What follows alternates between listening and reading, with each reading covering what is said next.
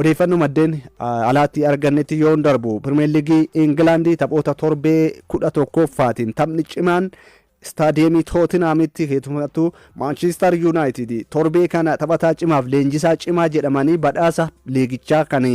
ji'a darbee badhaasa qooddatan yookaan fudhatan leenjisaaf taphataa ta'anii gara garee Toomaas Firaankin leenjuu gara London imaluudhaan Manchester United dursaa ture daqiiqaa xumuraati irratti naasuu hamaa keessa seenee jechuun ni danda'ama. Manchester United daqiiqaan xumuramuudhaaf yeroo jedhutti Manchester United dursuurraa gara durfamuutti kan inni dhufe tapha kanaan egaa gareen Ruben Amorim bara kana haalli jalqabbii isaanii baay'ee gadi aanaa ta'us garuu adeemsa keessa fooyya'anii taphoota shanan darbaniin kan har'aa dabalatee haalli isaan ittiin qindoominni goolii isaan galchan keessumattuu ammoo Biraan Imbeemuun cimina Manchester United kana keessatti bara kana haalan adda durummaadhaan taphataan eegamu dursee goolii inni galcheen Manchester United kan inni dursaatiin ture keessumattuu tapha kanaan egaa Manchester United haalli isaan ittiin eegalan injifachuudhaaf illee carraa isaaniif kenna ture ta'us garuu dhibbeentaa 55.2 kubbaa to'atee kan taphate Tottenham irra yaaliidhaanis Manchester irra yaalii fooyyee taasisaadha kan inni ture walumaa gala kubbaawwan kallattii sirrii eeggatte akkasumas kubbaawwan gara gooliitti yaaluudhaan Manchester United caalaa Tottenham fooyyeedha kan inni ture harka 55 kana keessaa yeroo 10 kubbaa gara Manchester United irratti yaalan keessa kan Tottenham afur kallattii sirrii kan eeggatte kan Manchester United lama qofaadha kallattii sirrii kan eeggatte gama Manchester United dursee goolii kan galche akkuma jalqaba kaase Biraan Imbeemuudha Manchester United kan dursee daqiiqaa 32ffaa irratti goolii galcheen kan Manchester United dursaa boqonnaa booda garuu gareen Toomaas Firaankin leenjuu Tottenham daqiiqaawwan xumuraa 84ffaa irratti gooliiwwan Maatiyaas Teel akkasumas immoo daqiiqaa 90 xumuramee daqiiqaa dabalataa 91ffaa irratti Riichaarlisan galchanii Manchester United dursuurraa gara durfamuutti Tottenham 2-1 dursuudha kan inni eegale haala kanaan taphichi xumuramuuf yeroo jedhutti ammoo daqiiqaa dabalataa kennamti 96ffaa irratti Maatiyaas Dileet goolii Manchester United ittiin qixxaatu galchuudhaan taphichi goolii 2-2 qixa kan inni xumurame. Manchester United taphoota shanan darban osoo hin mo'amin imaluu isaatii tariiti. Torbee darbes haalli isaan ittiin qixa ba'anii Manchester United tariiti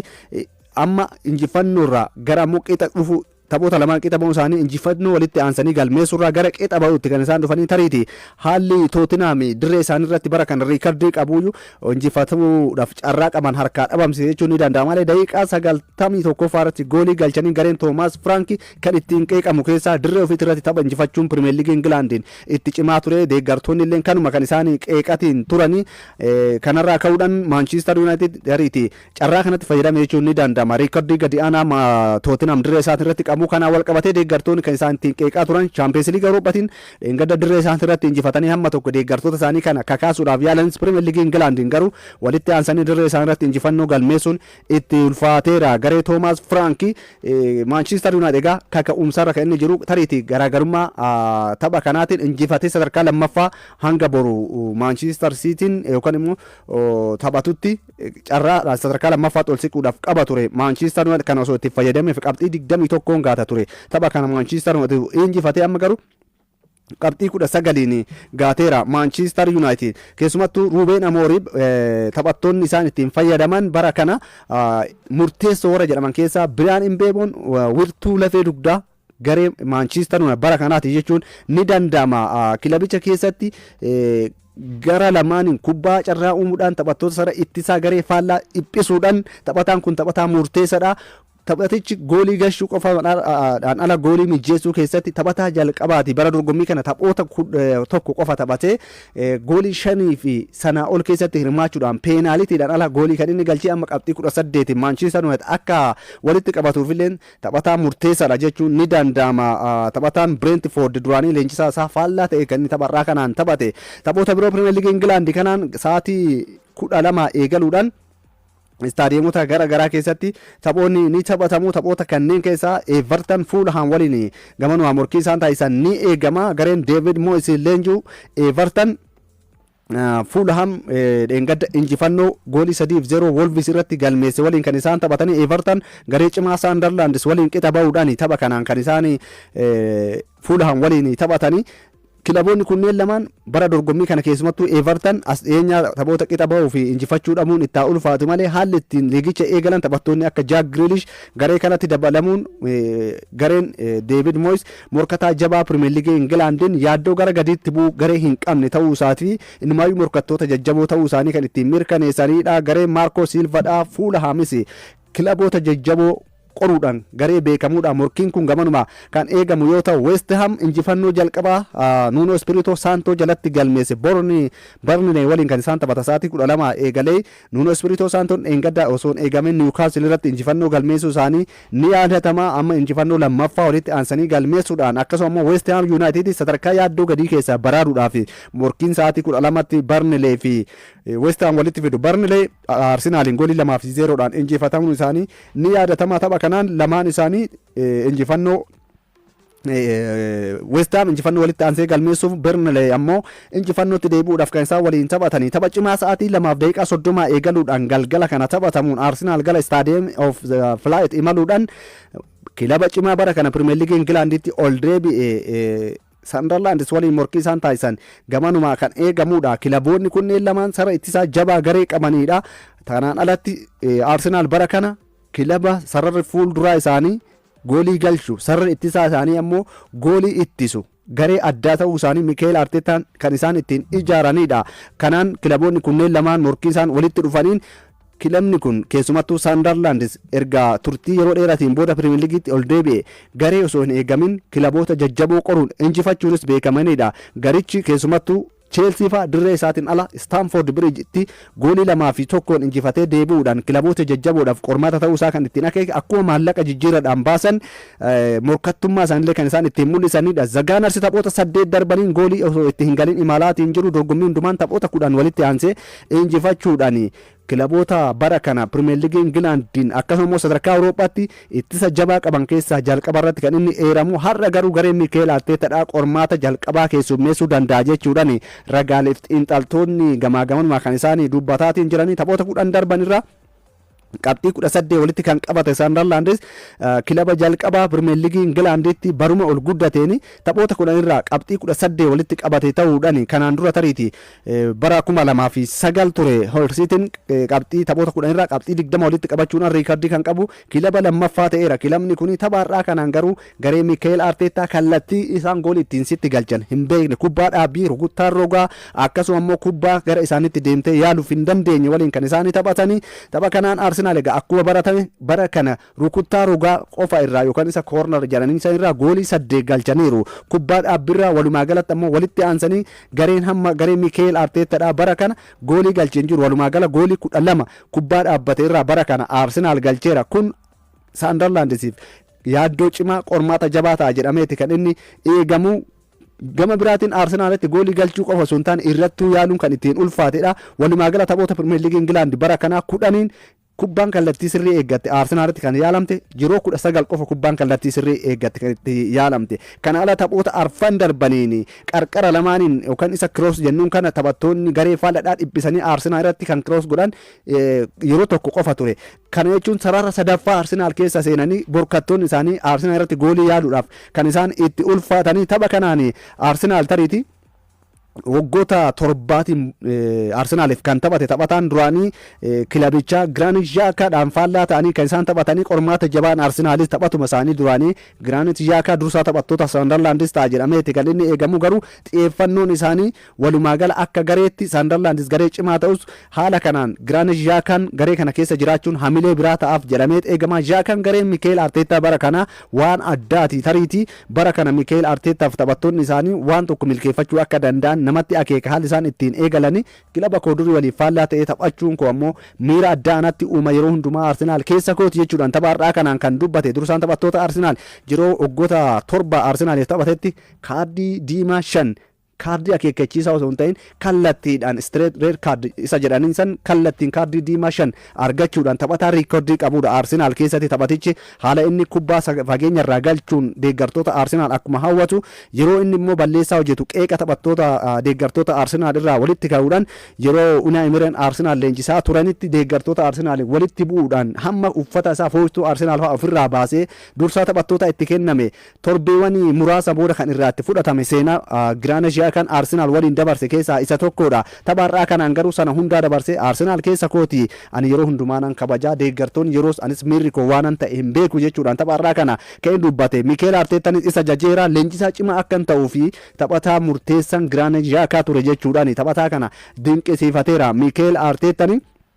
tapharraa kanaan gama Arsenaaliin tarii taphattoonni murteessoon sarara fuulduraa Victor Gyökeres akkasuma immoo Gabriel Martinelli dabalatee miidhamarraa akka hin deebi'in Mikel Arteetan kan isaanii dubbatanii ta'us garuu Mikel Arteetan bara kana sarara fuulduraa irratti Arsenaal keessatti yaaddoo akka hin qabne kan isaan ittiin akeekan Champions League Awurooppaatiin Mikel Merinoon goolii 2 galchee abdii kan ta'e akkuma bara darbe yeroo rakkoo Arsenaaliif furmaata kan ta'e taphatichi lammiin Speen kun goolii 2 galchuudhaan ga'umsa sarara fuulduraa yeroo Arsenaal rakkatetti jira jechuusaa kan ifatti mirkaneessedha. Tapharraa kanaaleen taphataan kun jalqabarraa seenee sarara fuulduraa Arsenaal akka dursuudha kan eegamu. The Black Cats Sunderlandis taphoota 15 dirree isaanii irratti Arsenaal waliin taphatanii tokkollee injifachuu hin dandeenye. Reekoordii gadi aanaa Arsenaal irratti qabanii 10 injifatamanii 5 qixa kan isaanii baanii waggaa 16 dura ture. Sunderlandis Arsenaal kan injifate bara 2009 goolii 1-0dhaan erga injifatanii as reekoordiin isaan Arsenaal irratti qaban gadi aanaadha. Mikel Arteetan Sunderland taphataa isaan jijjiiratan keessa inumaayyuu jijjiirraa ganna kanaa keessa jijjiirraa isa cimaa jechuudhaan xiinxaltoonni kan faarsan Granit Xhaka kan isaan ittiin jajanii tapha kana egaa eenyutu injifata gareen Mikel Arteeta akkuma eegale gooliin osoo ittiin galle taphoota 8 liigichaan itti fufe ammas Sunderlandis irratti ni dabalamu gareen qormaata kilaboota jajjaboof taa'e Sunderlandis Mikel Arteeta imala taphoota walitti aansanii mo'achuuf goolii osoo itti hin galin baane har'a harkaa burkuteessa kan jedhu gamanumaa kan eegamudha. Halkan sa'aatii 5 eegaluudhaan The Blues Chelsea Wolves bara kana tapha tokkollee injifachuun itti ulfaate waliin taphatanii keessumattuu Chelsea egaa injifannoo darbii Londoniin goolii 1-0dhaan Tottenham injifateen booda Wolves waliin kan isaanii taphatanii Wolves akkuma jalqaba kaase bara dorgommii kana kilaba tapha tokkollee injifachuun itti ulfaate yoo ta'u taphoota kurnan darban keessaa 8 mo'amee 2 qixa ba'e tapha tokkollee injifachuu hin dandeenye qabxii 2 qofa walitti qabatee sadarkaa 20ffaa irratti kan inni argamu. Gama Chelseatiin keessumattuu sarara fuulduraa irratti Leon Delap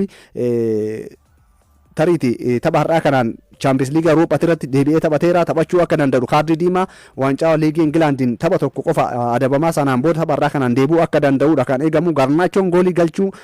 Chelsea keessatti aadeeffate ta'as dhiyeenya fooyya'aatiin jiru tapharraa kanaan ni eegama. Kana alatti Stefaon taphataa cimaan lammii Biraazil dargaggeessu kunis Chelseadhaaf taphattoota abdii ta'an keessaa isa tokkodha. Taphni kun halkan sa'aatii 5 eegaleeti kan inni taphatamu. Wolves leenjisaa isaa ari'uudhaan leenjisaa haaraa qacaruuf akka itti dhiyaates kan himamaatiin jiru. Ammaaf garuu leenjisaa yerootiin kan inni durfamu. Boru itti fufuudhaan Premier League England tapha cimaa torbee 11ffaatiin Etihaditti Manchester City fi Liverpool morkii waliin taasisan gamanumaa ni eegama. Kilaboonni lamaan bara kana Arsenal irraa morkiin itti ulfaateera. Isaan waliinis morkachuun itti cimeera. Keessumattuu Arsenal garaagarummaa Manchester City waliin qabu qabxii 6 tapha har'aa kana kan injifatu yoo ta'e garaagarummaa kana qabxii 9tti bal'isa yeroodhaa fi Liverpool ammoo torbee kurnaffaadhaan Aston Villa injifatee Champions League Awurooppaatiin Real Madrid mo'achuudhaan tapha kanaan kilaboonni kunneen lamaan taphoota lamaan darban Champions League fi akkasuma immoo liigichaan kilaboota jajjaboo dhiifama kilaboota jajjaboo warra jedhaman injifachuudhaan keessaa walitti dhufanii akkuma Liverpool Manchester City Champions League Awurooppaatiin Borussia Dortmund goolii 4-1 akkasuma immoo Premier League Englandin Bournemouth goolii 3-1 injifachuudhaan lamaan isaanii miira injifannoo keessa taa'uudhaan kan walitti dhufan. Gareen Arne Slot bara dorgommii kana taphattoota ciccimoo hedduu mallatteessifate garuu qindoomuu kan itti ulfaate. Manchester City ammoo sarri fuulduraaf sarri gidduu isaanii fooyya'insa qabaatu sararri ittisaa isaanii qaawwa kan itti uummate taphoota lamaan darbaniin goolii 7 akkuma galchan goolii 2 irratti galeera. Liverpool ammoo hamma tokko taphoota lamaan darbaniin fooyya'insa kan itti agarsiise taphoota lamaan kanneen goolii galchee garuu goolii hin keessummeessine. Liverpool sarri ittisaa isaanii taphattoonni akka Virgil van Dijk hamma tokko qindoomina akkasuma immoo Arne Slot jijjiirraa taphattoota sarra ittisa qarqara lamaan irratti taasisaa jiraachuu isaanii gareen kun hamma tokko of ijaaraa akka jiru kan ittiin mul'isanidha. Keessumattuu ammoo haalli isaan Real Madrid ittiin injifatan akkasuma immoo Aston Villa injifachuun isaanii garichi miira injifannoo akka qabuu fi gama injifannootiin morkii Arsenal irraa yookaan garaagarummaa Arsenaal waliin qaban kana akka harkaa hin bal'anneef kan isaan waliin taphatanii gareen Pep Guardiolaadhaatis bara dorgommiidhaa kana fooyya'insa qaba. Fooyya'insa garee kanaatiif keessumattuu Erling Haaland taphataa murteessaadha. Taphoota liigichaa kurnaniin goolii 13 Premier League Englaandiin galchee walumaa gala dorgommii bara kanaa Manchester Cityidhaaf Champions League fi akkasuma Premier Leagueidhaan taphatichi goolii 18 galcheera. Walumaa galatti bara kana taphataan kun imalli inni Manchester City qabateetiin deemaatiin jiru garee Pep Guardiola morkataa jabaa akka ta'uuf isa murteessaa ta'us as dhiyeenya immoo taphattoonni akka Phil Foden Champions League Awurooppaatiin goolii 2 kan galche akkasuma immoo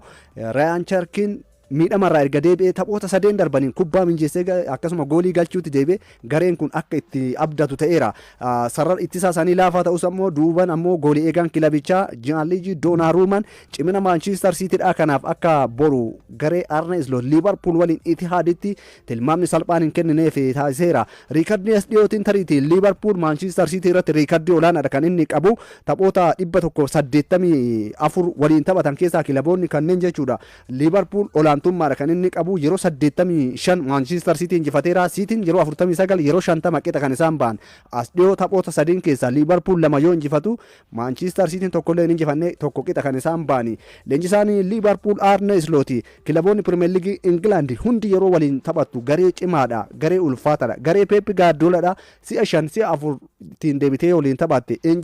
injifatamtus mirri waliin isaa waliin taphattu bohaaraa garee itti taphattu inni leenjisaa cimaadha jechuudhaan jajeera. Amma Pep Guardiolaan tapha boruu kanaan tapha kumaffaa jireenya isaa keessatti leenjisummaadhaan durse ta'a. Bayern Munich, Barcelona, Manchester City dabalatee leenjisicha gaa taphoota 24 faallaa Liverpool ta'ee taphate keessaa riikordii godhaa gadi aanaadha kan inni qabu. Yeroo 10 mo'amee 6 injifatee 8 qixa ba'eera.